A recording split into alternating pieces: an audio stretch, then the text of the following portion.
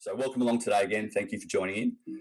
Today what I'll be covering off is a bit of an intro on myself first, then I'll get into the comparisons between the two leaders and what we've seen from an overall crisis leadership perspective from these two leaders here in Australia, Gladys and Dan. If you want to reach out to me, get in touch. You can get in touch via email. I've also, a lot of you may be aware, or some may not be aware, that I do a podcast called Crisis Talks. My most recent episode was an interview with Shane Fitzsimmons, who's now the Commissioner for Resilience New South Wales. And all of you may have had a chance to download a copy of the Crisis Leader Guide called Trusting Crisis. And today's going to be a bit of a breakdown of some of the models that I've applied there, which really captures a lot of my thinking over the last 15 years involved in crisis response and crisis management. Most of my work is really about helping people like yourselves have confidence and respond proactively when something does go wrong. So it's around how you deal with your team and how you respond effectively and proactively to any sort of situations. And the way that I do that is generally working with you to build out your plans and then really train you hard so that you are really second nature, or become second nature if you have to respond. And you can do so proactively and with confidence in your team, yourself, your overall process. So breaking that down today, I thought it'd be good to start with the fact that we're in grand final week and we've got two amazing teams that are going to be competing this weekend in our first ever night final for AFL. The Tigers versus the Cats. And why I put these guys up first is because a lot of discussion starts to happen throughout the season and over the course of a preparation for a year around how teams are going to perform. And they talk a lot about how the mechanics will come together along with the team dynamics. And the mechanics and dynamics are two aspects that I really want to sort of explore. I've been exploring a lot with a lot of the analysis work that I've been doing with teams, because more often than not, a lot of focus goes into what you will do as an organisation to prepare yourselves, the plans, the structure, the organisation structures, those sort of things, which are really the mechanics about how you'll respond in a crisis. But the team dynamics, that trust between individuals, has really come to the fore, particularly when we're looking at the challenges that we've been facing this year. Ross Lyons, I heard him use the term mechanics and dynamics recently for an interview, and that's really piqued my interest in it. And I've spoken to a few other people who are involved in the game around this as well. And it actually came from game theory from developers. And I think those who were on last week saw a bit of a story about my son and him playing games, loving playing. He's a gamer, so he's got all his computer screen, everything set up. But in gamification theory, the mechanics and dynamics take on a slightly different dimension. The mechanics, and I'm going to read for this for a second, so please bear with me. Mechanics are the various actions, behaviours, and control mechanisms that motivate users to take certain actions. So it's about the user experience. It's compelling outcomes from the end user. Now, why is it important when we're talking about crisis management? Well, when you're talking about stakeholder engagement and you're talking about crisis leadership, our trust in the leader forces us to have certain actions. If we believe and trust and are compelled to follow a certain leader throughout a response, then we will actually have a positive outcome. And it takes us from being more of a compliant-focused grouping or a compliance-focused outcome to more of an assured outcome. And I thought that was a really important context for what we're talking about today, because really when you break it down in any sort of crisis response, assurance as a leader, as a team, and as a group or as an organisation is really core to the success of the overall crisis response. And so today I'm going to break that down and look at the differences between the two leaders, look at the overall mechanics and dynamics. I'll break down the structures that they've worked within. I'll break down the team organisation functions that they've set up. And I'll look at the way that they have worked together as a team or not. And finally, we'll cover off on a bit about the individual leadership aspects for each of the leaders on the screen. So it's a bit of a head-to-head today. VIC versus New South Wales, state of origin, Gladys versus Dan. Right, adaptive organisations. This has been a model that I've created just to really hope to capture the different levels of response that occur within an organisation. So at the base, we can see when something goes wrong, if they're chaotic, then teams are fragmented, then the response is often ad hoc, which means that they're either pretty well unprepared or it takes them a while to really start to get some sort of semblance of control over an incident. Those that are reactive are generally working from one incident to another. So I use the whack-a-mole analogy. They whack one and another one pops up. They're working from one problem to the next. They're really not getting ahead of the situation at all. Directive is really where you're looking at command and control kicking in. So you might have a control group or a single function that comes together, or an individual that might be carrying the day. Now, the difference that we start to see above the line of directive is that you really start to see the importance of the dynamics or the trust in the teams really kick into play. And collaborative, proactive, and adaptive teams are those that have trust as a solid basis. They really understand their roles and responsibilities, know how to work together, and have trust in themselves, their process, and their team. They're able to get ahead of situations by managing the response really proactively and with confidence, as I was talking about before. The key, though, that enables that is that you've really got to make sure that your overall structures, your process, and those mechanics are really in place. There really needs to be that attention to detail. A great quote, which has been sort of bandied about a little bit throughout this crisis response, particularly in Victoria, has been the old one from General Omar Bradley, which amateurs talk strategy and professionals talk logistics. Getting those logistics right is really where it comes into play. And yes, the overall strategy that we've seen from both, or the national response strategy, has been pretty common across both states. But actually, when we start to break it down into the component parts, we can start to see some pretty stark differences in the way that the various states have responded, and importantly then, how the various leaders have also responded. And it's forced some decisions that they may or may not like to have taken. Starting on the left of boom, now left of boom is everything prior to the incident happening. So what are you doing in your preparation phases before an incident occurs? It's really about what you're doing before the bomb explodes. Right of boom is obviously in the aftermath, in the response to the event. And you can see on the right-hand side, we talk about the stakeholder outcomes or the stakeholder impacts that you see. So this is really bringing together those mechanics and the dynamics of a situation in an overall view that gives an organisation an understanding of what they need to do to A, prepare, and then B, respond effectively, and C, the outcome that they want to have with all of their stakeholders. On the left of boom side, we're really rating between unprepared, so they haven't got any sort of preparation in place. They may not have any plans, or they may have some elements of those, but they haven't really been brought together. Planned is pretty straightforward. There's some planning in place. There might be a structure in place, but you can see that trust line starts to kick in above. And really, when you're looking at that, you're looking at a common operating model which says, this is the way we operate, we think, we plan through different problems. And so we can speaking a same language within an organisation. It doesn't mean you have to have a specific way that everyone's working, but a common model to understand the situation, a common model to communicate amongst each other, and then a common model to manage the accountability for whatever parts or component parts of the response. The prepared organisations are those that bring all that together really well, and the assured ones are the ones who are thinking ahead of it all. And as we said before, the outcomes align right of boom. So the assured ones are really adaptive. The prepared ones are more proactive.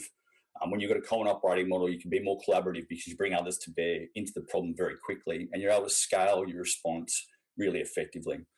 And scale in a crisis is so crucial, and we'll talk about that in a second as part of the Victorian response compared to the New South Wales response. The stakeholder impacts is probably the often most forgotten component. Now, we talk about it in terms of media response generally, but that motivation or the framework that you want to create to compel your stakeholders to support you is even more important than just the advising or telling. So below the line is really you're telling, you're broadcasting, you're communicating out to them, whereas above the line, you start to get better engagement with your stakeholders. And again, that becomes crucial when you start to break down the actions that you want a stakeholder to take, or the emotion or feeling or sentiment that you want to create with the stakeholder to support your response or otherwise.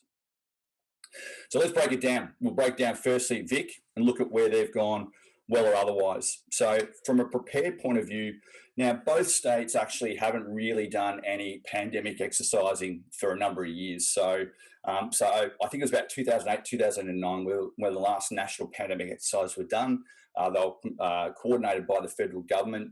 And they had limited response with the states. So there's a few organisations that participated in the tabletops, but it wasn't a full-scale exercise that you'd normally expect. And unfortunately, it stopped from there as well. They didn't carry on with it. So unprepared is going to be pretty well common across both VIC and New South Wales. Now, I've got an orange marker here on planned because Victoria actually had a series of plans in place. So there's a pandemic plan, which I think was from 2014. There was another update to that more recently. And then in March 2020, they readjusted that plan on the fly. So the plan was already in place and the plan was ultimately known. There's actually 3 different versions. There was an Emergency Management Victoria version, there's a Health Victoria version, and each of those have pretty well some common things throughout. And I'll talk to some of those common things that didn't necessarily carry through in the response. The structure was also probably the most stark change that happened. So the normal structure in a statewide emergency or statewide emergency response called for a control agency, being the Department of Health.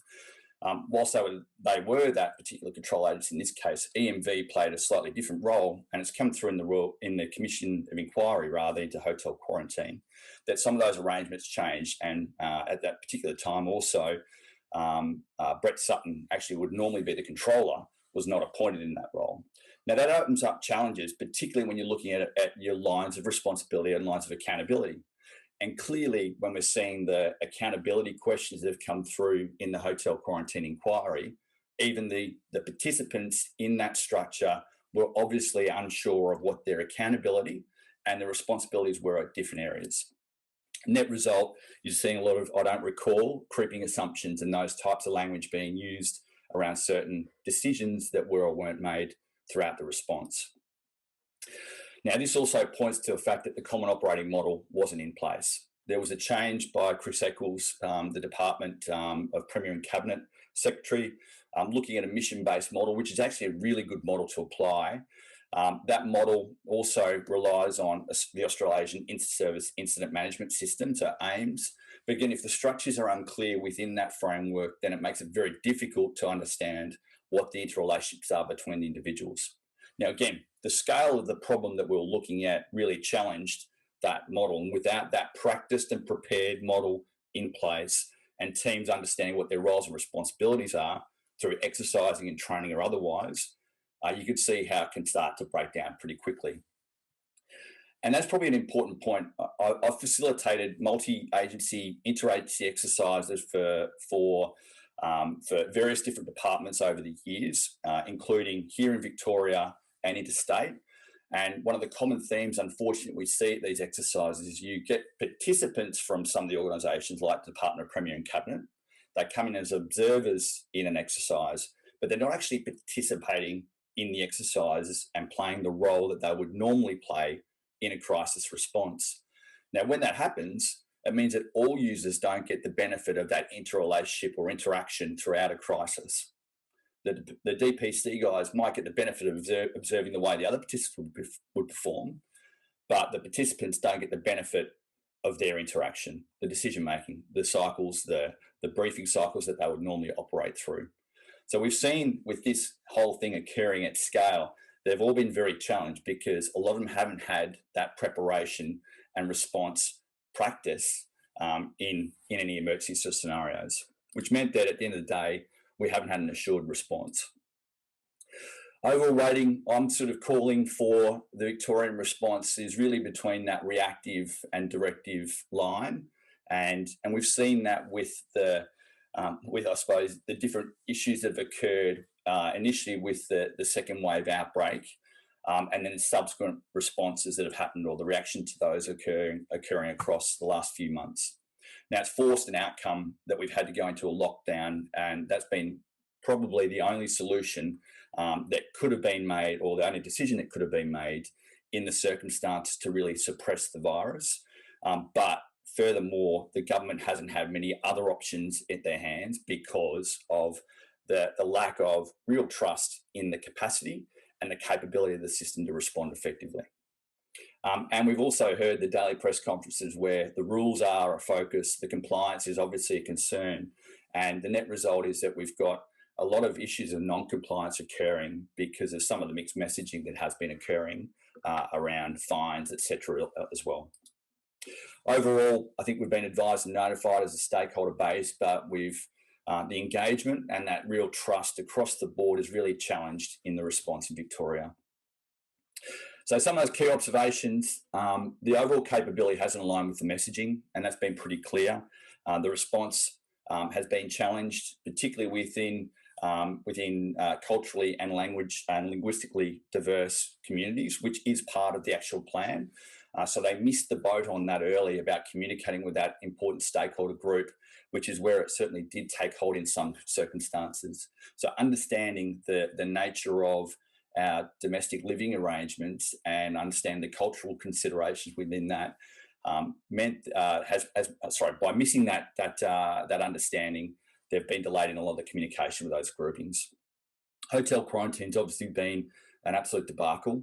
And unfortunately, the contact tracing capability, which enables us to get into a community normal of living with a virus, which can be quickly isolated, contained, traced, and then ideally suppressed or removed or eradicated, hasn't been capable. And the delays that we've had in building that capability and that capacity has really affected the decision-making overall. We've obviously had the aged care outbreaks down here as well, which have been significant and cost a number of lives. And that brings into bear again the questions about the roles, responsibilities between state and federal, and having those arrangements practiced and rehearsed. You know, again, there's a bit of blame game that's going on between the two regarding those, but suffice to say, those responses haven't been practiced effectively. And the net result is that, unfortunately, people have lost their lives as a result. Now, the other, I suppose, the key challenge that I've seen with the inquiry down here has been, versus what's happened in New South Wales, is that the inquiry is certainly now starting to drag on. And the net result is it's really causing a lot of people to question the efficacy of the arrangements that are in place, and really question the trust that we put in our public officials, both the Premier, the departments and the ministers.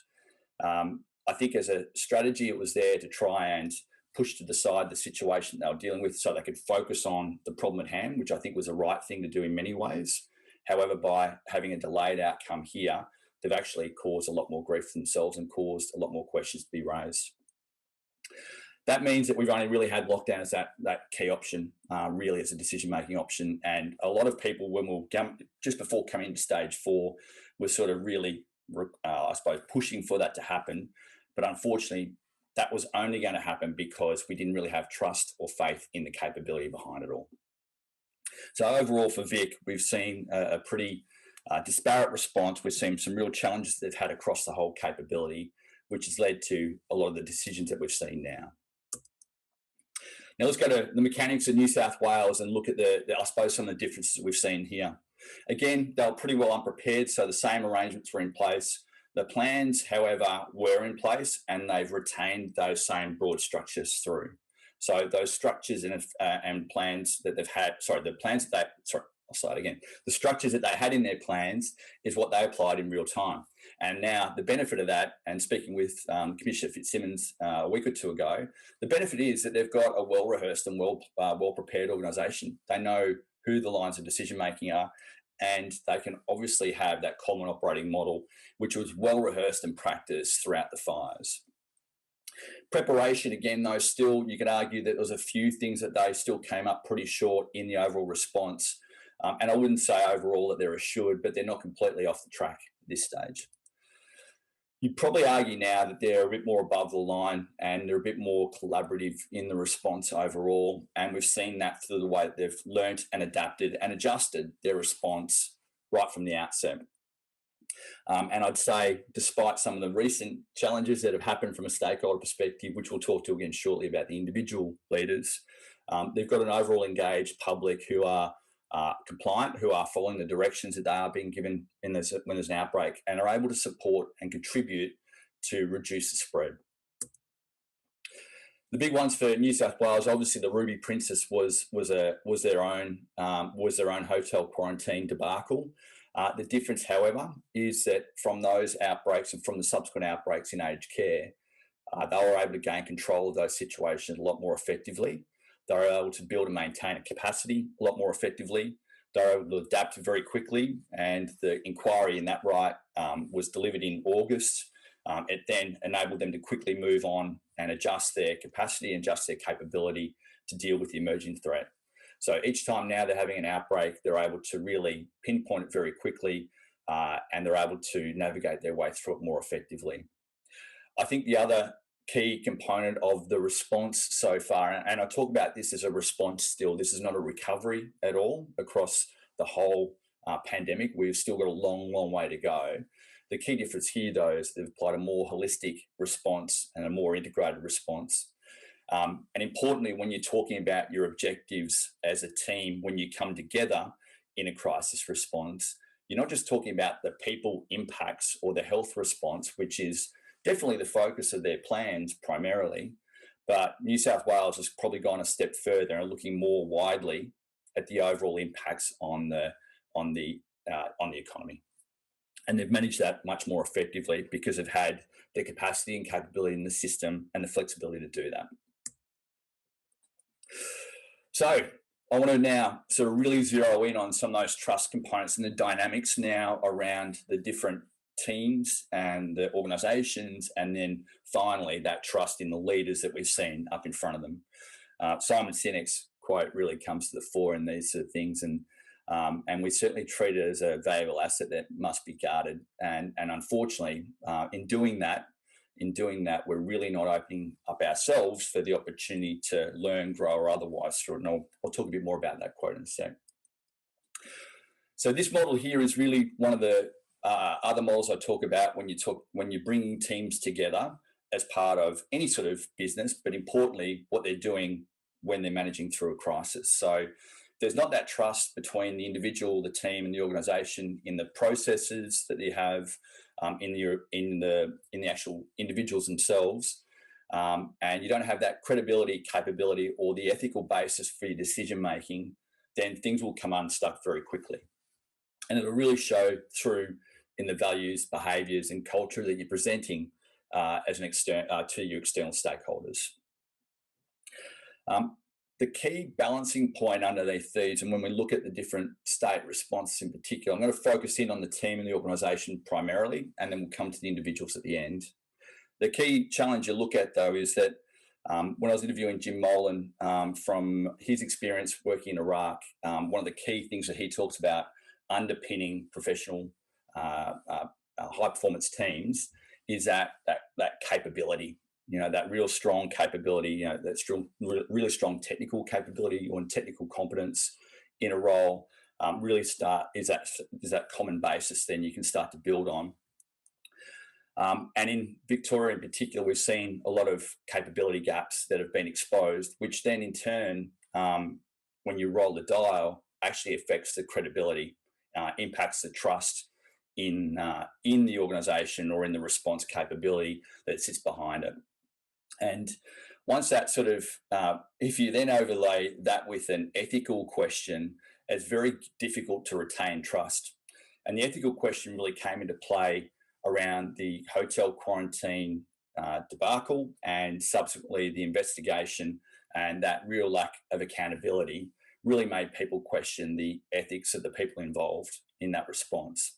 And when we saw the subsequent removal of or standing down of key stakeholders in that, as people were saying they're being thrown under the bus, it really questioned whether there is a narcissistic culture that does exist. So we've seen that those questions have started to show through now in the overall trust shown in the overall leadership and the organisation here in Victoria. When you compare the difference between Team New South Wales, you can see that there were some capability gaps, absolutely, that were exposed early, but they recovered well. I think that the team have gone through an open and transparent account of the debacle, and actually accepted responsibility for the changes that they need to put into place. They accepted that blame, they acknowledged the failure, they apologized. Now, Daniel Andrews has apologised, absolutely. He apologised numerous times now to the response into the hotel quarantine. But the difference has been that real swaying of opinion, particularly, and blame around who was at fault. If they could have gone early with an acknowledgement of the issue, an apology to the wider populace, then I actually think that they would have actually been through all the worst of it for now and would be past most of the issues that they're starting to see in Victoria. The other key difference here, though, is because of those capability adjustments that they've made, New South Wales have had a lot more opportunity to be flexible in their response, and they're able to consider the wider impacts. They're trusted a bit more inherently internally. There wasn't any sort of widespread people being sacked as a result of or stepping down as a result of the Ruby Princess. And it seems that they've got quite a supportive culture. So overall, the two teams and the two organisations do have very different outcomes because of the way or the lack of trust that they've shown in each other. And unfortunately, that's been exposed through the various inquiries here in New South Wales. Now, last but not least, and we're sort of breaking down the individual leaders, and this model really talks about a leader's perspective and what really makes an effective adaptive leader for any sort of crisis situation. So they're proactive. So the values they have are proactive, empathetic, and assured. And within that, they perform the roles around the outside of inspirer, supporter, and enabler. So within those intersections, though, you can see there's different words used to describe the way that they interplay. And in particular, when you're looking at proactive to empathetic, it's curious and understanding.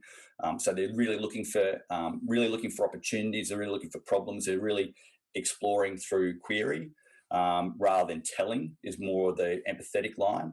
And on that assured empathetic, they're considered yet confident. So you want that real conviction in your plans and in your leaders as they're coming out and fronting up. And last but not least, you want that reliability and you want them to be forthcoming. So forthcoming or transparent about what's going on. Now, let's look at Daniel Andrews on the left-hand side. He's definitely been proactive. He's been fronting up every day to these press conferences. As a leader, he's not been shying away from those tough questions, but arguably he's been answering a lot of those questions in the same vein. He's certainly confident. He's certainly been forthcoming in fronting up. So overall, you can see he's trying to really present a strong and inspirational sort of view to try and lead and carry the team through.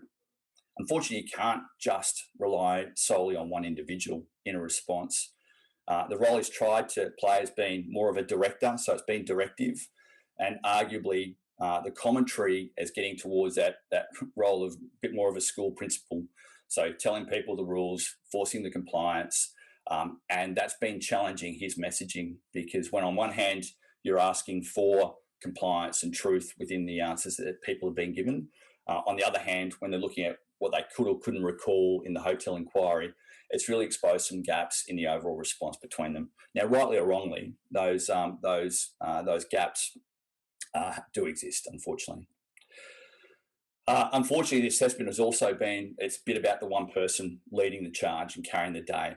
So all about Dan has been the criticism that has come through in the response. Now, Gladys Berejiklian has been defined as a bit of a clean slate in many ways, up until obviously very recently. She's definitely been considered, and I think she carried that role of empathetic leader.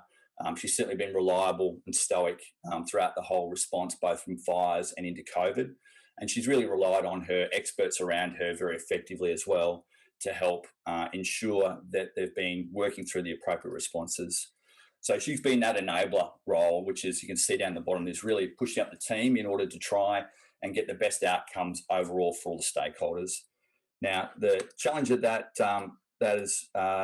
assessment overall that's presented is that she's been quite a steady hand, both through the fires and into COVID. Now, arguably, there's political biases for both sides of this equation, and always those are going to form part of the lens in which you analyse the leaders. I've tried to sort of cut through that today by looking at both perspectives on these guys and more focusing on the mechanics and the dynamics of what they've been doing, and considering the different responses to their overall leadership role. But you can see the important thing that overall that we need to really remember, though, is that right now we're still quite early phases into a response. And whilst we can be quite critical of the responses so far, at the end of the day, we're in an ultra marathon. We're not in a sprint. So arguably the dynamics and the mechanics haven't been right in Victoria. We've seen you can't be single point focused or solely led anymore. Command and control, I think, is dead in most instances now across any organisation. Anytime we try and input or create an organisation of command and control, we start to see those failures occurring with people not being empowered, particularly in a scaled response. I think overall, though, too, we've got quite a forgiving public. And right now, I think here in Victoria, there's some sense that we are starting to move out of the problem. Now, the reality is we've got a very, very long way to go. So whilst we can be quite critical at the moment of the overall response, now it's going to be interesting to see whether lessons are actually being learnt and carried forward. So as we get back to the adaptive organisations model, you could argue that we've seen the different levels of response as being directive, more so for Victoria, with a bit more collaborative into New South Wales. We've seen the differences between the leadership styles that have been presented by both leaders, and we've overall seen the different responses. Now, rolling back into your organisation, I think it's interesting to see. It'd be interesting for you guys to take this back and look at it and say, well, how have we gone? How's your response worked as part of COVID? How's your response worked recently overall with the effects that have happened because of COVID? And how do you see yourselves and your teams coming together, A, to work through any sort of issues in general, but B, how you respond effectively if a crisis strikes? So top tips that I've got really for building out that trust within your teams is first and foremost, plan and structure for failure. So if you plan for that worst case scenario and you structure at scale for a response, then you have confidence in your process at scale. And if you do the preparation hard as well, so you go and train hard through that, you can have confidence in each other, your team, yourselves, and your process. Attention to detail really comes into when you're working through the response, making sure that you've got a real focus on the logistics, as we spoke about earlier on. You're focused on the dynamics of your team as well. You've got the right people in the right roles with the right accountability and the right support. And at the end of the day, as leaders, you're playing the appropriate role as either inspirer, enabler, or supporter. So that concludes the webinar for today, Trust in Crisis. And next week, I'll be going through another session and I'll be talking through transitioning your COVID crisis response. So I know that some teams still out there are still working through as a crisis day by day, week by week for COVID. I think that does provide a lot of challenges, particularly with the mode that we're in at the moment. But what I would love to do right now is just take the opportunity to take any questions from the group. So, right, Dave, any questions there from the team? Yeah, good question, Chandy. The media influences how much politicians accept responsibility. How can we counter this? You're absolutely right. The challenge that we've seen with the media response here, it's been a bit of a daily viewing, to be honest, in our family, watching the daily press conferences, and that's where I think, to Dan's credit, he's really fronted up every day, and Brett Sutton's credit, they've really fronted up every day, and they've been answering a lot of questions that have been really repeat questions from different people over different times of the response. The difficulty you're finding here is that on one hand, there's the accountability that we require from a transparent liberal democracy, and that is inherent in the media that we want to have represented out there. But you can see that there's already a political bias that comes through with both on both sides of the narrative for the media. Now, down here more recently, we've seen that Peter Credden's been extremely active in response. Now, this is where I think the challenge could have actually been addressed a lot earlier. So there's a thing that I call the 4 A's of crisis communication. It's acknowledge, apologise, assure, and act. And the cricket scandal, they did that very well. They actually acknowledged the problem, apologised for it, set about an inquiry to really address what the fundamental ethical issues were, and then followed through on those. The challenge with the inquiry in this context here in Victoria is that it's taking a very long time. It's been unfortunately seen as a bit of a political play rather than a response play. And the answers that we've seen then in turn have really exposed that. Now, if they would have actually not gone down that path and actually just responded quickly, apologised for the error, and actually moved on, I think that we would have forgiven them by now and be past most of this extra influence that we're seeing from the media right now. But they're definitely still on a tail of what's going on from that response. How can we counter it? I think we can counter it by again trusting in people, in the people behind it, people out there in the community. We can actually trust that they are supportive in general. We've seen the results down here. There's about 60% of support in one of the polls recently for Daniel Andrews and his response overall. So that trust is there as long as we give it to them and we receive it in return. Right, I will wrap up there. Thank you very much for joining in today, and look forward to seeing you again down the track. And if need be, just get in touch anytime. Take care.